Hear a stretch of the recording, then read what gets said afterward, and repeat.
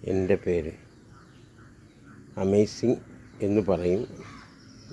എൻ്റെ പേര് അജിത് ഖാൻ എന്നാണ്. മലയാള സിനിമയുടെ നട്ടെല്ല് മമ്മൂക്കയും ലാലേട്ടനും. മമ്മൂട്ടിയും മോഹൻലാലും എപ്പോഴും അതുല്യരായിട്ടുള്ള കാലാകാലങ്ങളായിട്ടുള്ള ഏറ്റവും മികച്ച വേഷങ്ങളെ അവതരിപ്പിച്ച് വിസ്മയം തീർക്കുന്ന അവതാരങ്ങളാണ്. അതുകൊണ്ടും സിനിമയിൽ ഒരുപാട് കാലിബറായിട്ടുള്ള ഒരുപാട് നടന്മാരിപ്പോഴും ഒരുപാട് പേരുണ്ട്, ഒരു സംശയമില്ലാത്ത കാര്യം. പക്ഷേ ഞാൻ മമ്മൂക്കയും ലാലേട്ടനെയും കുറിച്ചാണ് പറയുന്നത്. ലാലേട്ടൻ്റെ തുടരുമെന്ന് പറഞ്ഞ സിനിമ ഒരു നല്ല ലാലേട്ടൻ്റെ ഒരു തിരിച്ചുവരവെന്ന് തന്നെ പ്രതീക്ഷിക്കുന്ന ഒരു സിനിമയാണ്. അതുകൊണ്ട് എമ്പുരാൻ ഒരു മികച്ച സിനിമയാണെന്ന് എനിക്ക് പറയാൻ പറ്റില്ല. പക്ഷേ വളരെ വലിയ കളക്ഷൻ ഉണ്ടാക്കാൻ പടത്തിന് കഴിഞ്ഞു എന്നുള്ളത് സത്യമാണ്. ഇനി പറയാൻ വരുന്നത് മമ്മൂക്കയെക്കുറിച്ചാണ്. മമ്മൂക്ക ചില അസുഖങ്ങളോ എന്തോ കാരണമായിട്ട് പുള്ളി അതെന്താണെന്ന് എനിക്കും കറക്റ്റായിട്ട് അറിയില്ല.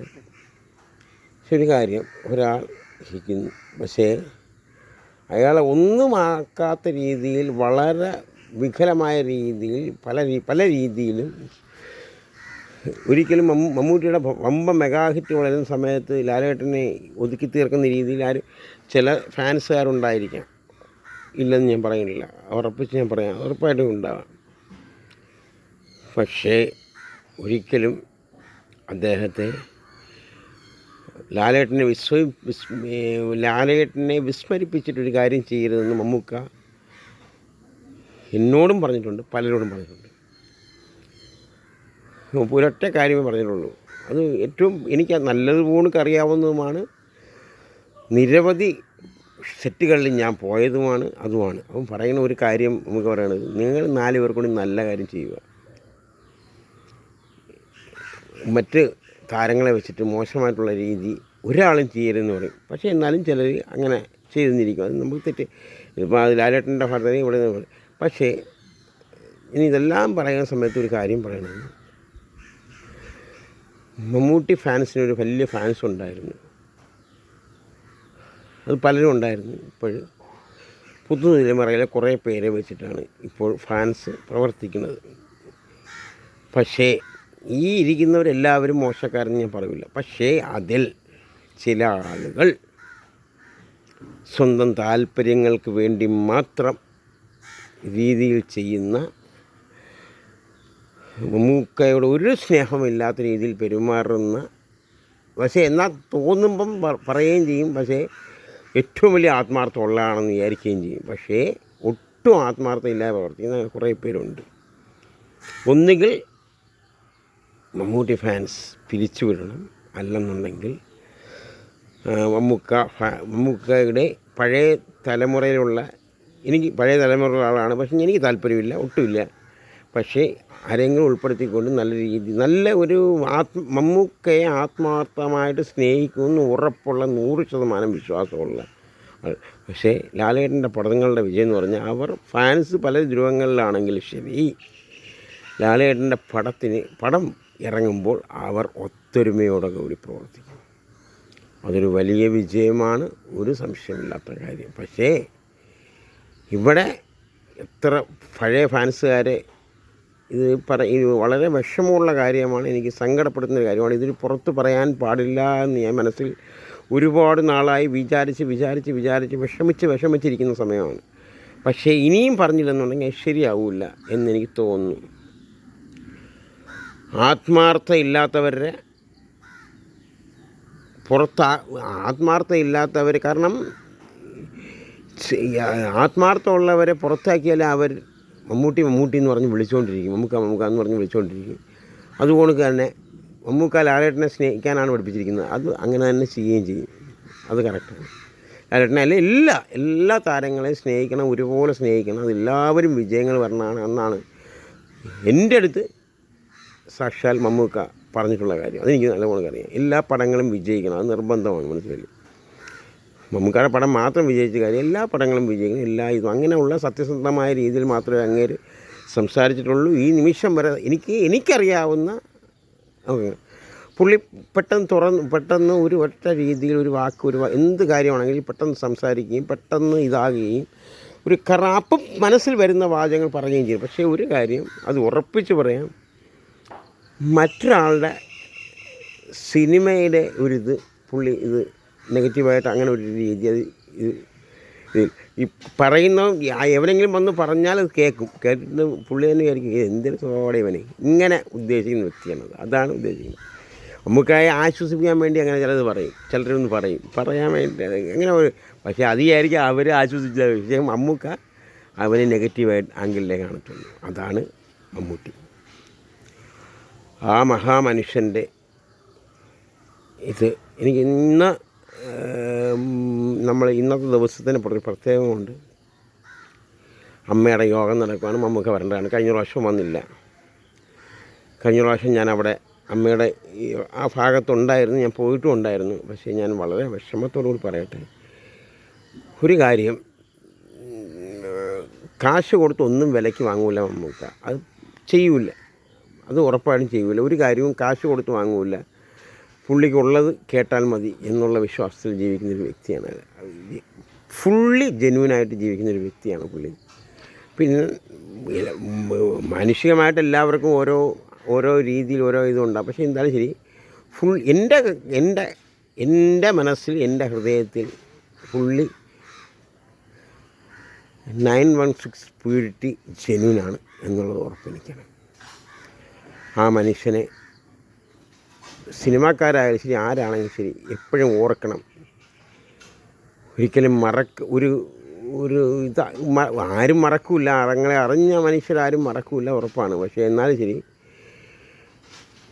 ചില ആളുകൾ വിസ്മരിച്ച് പോകുന്നു. ശരി, ചില യൂട്യൂബ് ചാനലുകൾ പുള്ളിക്കെതിരെ വിവാദപരമായ രീതിയിൽ പല രീതിയിൽ സംസാരിക്കുന്നു. ഇതൊക്കെ അറിഞ്ഞ സമയത്ത് എനിക്കിങ്ങനൊരു വാക്ക് പറയണമെന്ന് തോന്നി. സത്യത്തിൽ പുള്ളി എന്ന മഹാരഥൻ മലയാളത്തിൽ നമ്മുടെ വിസ്മയങ്ങളാണ് മമ്മൂക്കായും ലാലേട്ടനും നായകന്മാരുടെ കാര്യത്തിൽ. പിന്നെ നമ്മുടെ പല വിസ്മയങ്ങളും അസ്തമിച്ചു പോയി. പല താരങ്ങളും മലയാള സിനിമയിൽ വില്ലത്തരത്തിൻ്റെ വളരെ വലിയ ആളുകളായ പല ആളുകളും അസ്തമിച്ചു പോയി. ആ ഒരു രീതിയാണ്. പക്ഷേ പഴയ ഒരു രീതിയിൽ നമുക്കിപ്പം ഒരുപാട് വിസ്മയ താരങ്ങൾ ഇപ്പോൾ നമ്മൾക്ക് യൂത്തായിട്ടും എല്ലാവരും ഉണ്ട്. ഒരുപാട് പേര് ഒരുപാട് കാര്യങ്ങൾ അത്ര ഗംഭീരമായ രീതിയിൽ വേഷങ്ങൾ ചെയ്യുന്നുണ്ട്. അത് ഉറപ്പാണ്, ഒരു സംശയമില്ലാത്ത കാര്യം. പക്ഷേ വിസ്മയകരം ഒരിക്കലും അങ്ങനെ ചെയ്യരുത്. ഒരാൾ 2 മാസം ഒന്ന് പുള്ളിയുടേതായ രീതിയിൽ ഒരു രീതിയിൽ കിടക്കുന്ന സമയത്ത് അതിനെ വല്ലാണ്ടാക്കുകയും വല്ലാതെ ചെയ്യുകയും ചെയ്യുന്ന ആരായാലും ശരി, അത് തെറ്റാണ്. പക്ഷേ ഇത് ഞാൻ പറയുന്നത് ശരിയാണോ എന്നും എനിക്കറിയില്ല. പക്ഷേ എനിക്ക് സഹിക്കാൻ പറ്റില്ല. എനിക്ക് സഹിക്കാൻ പറ്റാത്തൊരു കാര്യത്തിനെ എനിക്കിങ്ങനെ ചെയ്യാൻ അറിയത്തുള്ളൂ.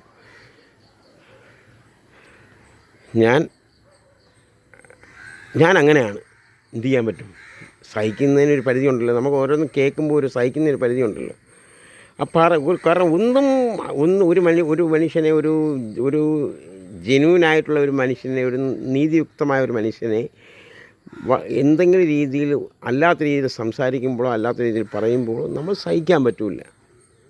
അത് ലാലേട്ടനെ കുറിച്ച് പറഞ്ഞാലും ശരി, സഹിക്കാൻ പറ്റില്ല. അത് നമുക്കായി സഹിക്കാൻ പറ്റില്ല. നമുക്ക് അപ്പം തന്നെ കുറച്ച് ലേറ്റ് ആയാലും ശരി, നമുക്കത് ഇത് ചെയ്യും. പല അനുഭവങ്ങളുണ്ട്. നമ്മുടെ ഗ്രീൻഫീൽഡ് സ്റ്റേഡിയത്തിൽ നടന്നൊരു അനുഭവങ്ങൾ പോലും ഉണ്ട്. അപ്പം നമുക്കത് കറക്റ്റായിട്ട് പറയുകയും ചെയ്യും. അപ്പം അതാണ് പുള്ളി നമ്മളെ പഠിപ്പിച്ചിരിക്കുന്നത്. എന്നെ പഠിപ്പിച്ചിരിക്കുന്നത് നമുക്ക് പഠിപ്പിച്ചിരിക്കുന്നതാണ് ആ ജെന്യൂനിറ്റി. നിങ്ങൾ എൻ്റെ ഫേസ്ബുക്ക് നോക്കിയാലും അറിയാം, നിങ്ങൾക്ക് അറിയാൻ പറ്റും. കാരണം ഒരിക്കലും ഒരാളുടെ ഒരു സിനിമയെ നെഗറ്റീവ് രീതിയിൽ കാരണം സിനിമ എന്ന് പറഞ്ഞാൽ വലിയൊരു വ്യവസായമാണ്. ഒരുപാട് പേരുടെ അധ്വാനമാണ്. ആ അധ്വാനത്തിൻ്റെ അകത്ത് ഉൾപ്പെടുന്നത് ഒരുപാട് ചെറിയ ആളുകളും വലിയ ആളുകളും ഒരുപാട് പേരുണ്ട്. അവരുടെ അധ്വാനത്തിൻ്റെതാണ് ആ സിനിമ വ്യവസായത്തെ ഒരിക്കലും നശിപ്പിക്കാൻ വേണ്ടി ചിലർ വന്നാൽ അത് ഒരിക്കലും അതിനെ അക്സെപ്റ്റ് ചെയ്യാൻ പറ്റില്ല. എത്രയായാലും ശരി, ഒരു സിനിമ വ്യവസായം എന്ന് പറഞ്ഞാൽ വലിയൊരു ഒരുപാട് പേരുടെ അന്നത്തിന് വേണ്ടിയിട്ടുള്ള ഒരു വലിയൊരു കാര്യമാണ്. അതിൻ്റെ അകത്തുള്ള ആ ഒരു ഇത് അത് നല്ല, കാരണം തെറ്റുകൾ പക്ഷേ ഒരു കാര്യം ഇപ്പോഴും ഒരു കാര്യം അത് പറഞ്ഞു, ഇത് ലഹരിക്കെതിരെയുള്ളത് അതൊരു വലിയ കാര്യം. അത് സിനിമാക്കാർ ഒന്നടങ്കായിട്ട് എടുക്കണം എന്ന് ഉറപ്പിച്ച് പറയണു. അതൊരു വലിയൊരു വിപത്താണ് എന്ന് തന്നെ ഉറപ്പിച്ച് പറയാം. അങ്ങനെ ഇതിനെല്ലാം തരണം ചെയ്ത് സിനിമ വലിയൊരു ഗംഭീരമായ രീതിയിലേക്ക് വലിയൊരു രീതിയിൽ ഗംഭീരമായ ഒരു തിരിച്ചുവരവാണ് 2025 ശരിക്കും ലാലേട്ടൻ്റെ വർഷം എന്ന് തന്നെ പറയാം. അത് എനിക്ക് വിഷമമില്ല, കാരണം അങ്ങനെയൊക്കെ നമ്മൾ ആഗ്രഹിക്കുന്നവരാണ് നമുക്കടക്കം. പക്ഷേ 2025 പകുതി കഴിയുമ്പോഴത്തേക്ക് മമ്മൂക്കയുടെ കളങ്കാവൽ വരും. സിനിമയെ തന്നെ ഞെട്ടിക്കുന്ന രീതിയിൽ അതിവിസ്മയകരമായ രീതിയിൽ അതൊരു അത്ഭുതകരമായ ഒരിത് മുന്നേറ്റമായിരിക്കും.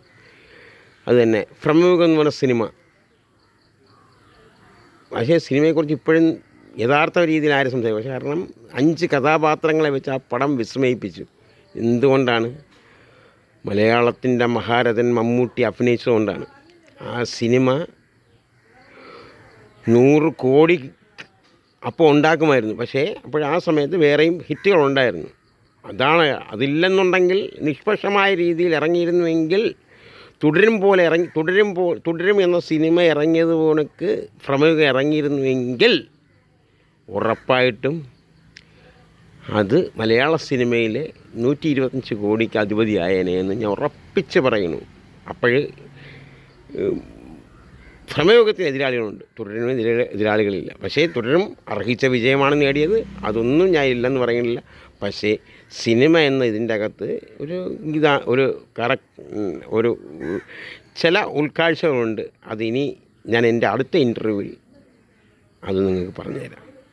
ഇത് ഞാൻ തന്നെ ഇൻ്റർവ്യൂ ചെയ്ത് ഞാൻ തന്നെ ചെയ്ത എൻ്റെ ചെറിയ ഒരു വീഡിയോ. ഇതിലെന്തെങ്കിലും തെറ്റുപറ്റിയാൽ സാദരം നിങ്ങളെല്ലാവരും ക്ഷമിക്കണം. എൻ്റെ പരിമിതി കുറവാണ്. എൻ്റെ ഉള്ളിലുള്ള ആ ഒരു ഇതുകൊണ്ട് ഞാൻ അർപ്പിച്ച് ചെയ്യുന്ന ഒരു സംഭവമാണ്. ഇനിയും ചെയ്യാതിരുന്നാൽ ഞാൻ ഒരുപാട് കാലമായിട്ട് ആലോചിക്കുന്ന ഒരു കാര്യമാണ്.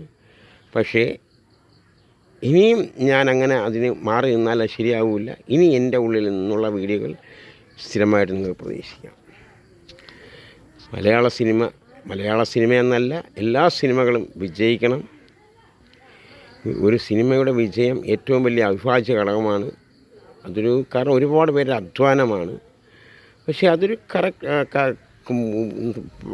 ചില നല്ല പടങ്ങൾ, നല്ല സിനിമകൾ അത് വിജയിച്ചില്ലെന്നുണ്ടെങ്കിൽ വിഷമം തോന്നും. അത് സർവ്വസാധാരണമല്ലേ. നല്ല സിനിമകൾ ചിലത് വിജയിച്ചില്ലെന്നുണ്ടെങ്കിൽ അങ്ങനെ ഒരുപാട് അനുഭവമുണ്ട്. എൻ്റെ അടുത്ത വീഡിയോയിൽ നിങ്ങൾ പറഞ്ഞു തരുന്നതാണ് ഉറപ്പായിട്ടും. മമ്മൂക്കാടെ ഉണ്ട്, ലാലേട്ടൻ്റെ ഉണ്ട്, ഒരുപാട് പേരുടെ പടങ്ങളുണ്ട്. അടുത്ത എൻ്റെ വീഡിയോയിൽ ഞാൻ സാധാരണക്കാരനായിട്ട് എന്നെ ഇപ്പം നിങ്ങൾക്ക് കാണുമ്പോൾ തന്നെ അറിയാമല്ലോ ഞാൻ എങ്ങനെയാണെന്നുള്ളത്. That's all.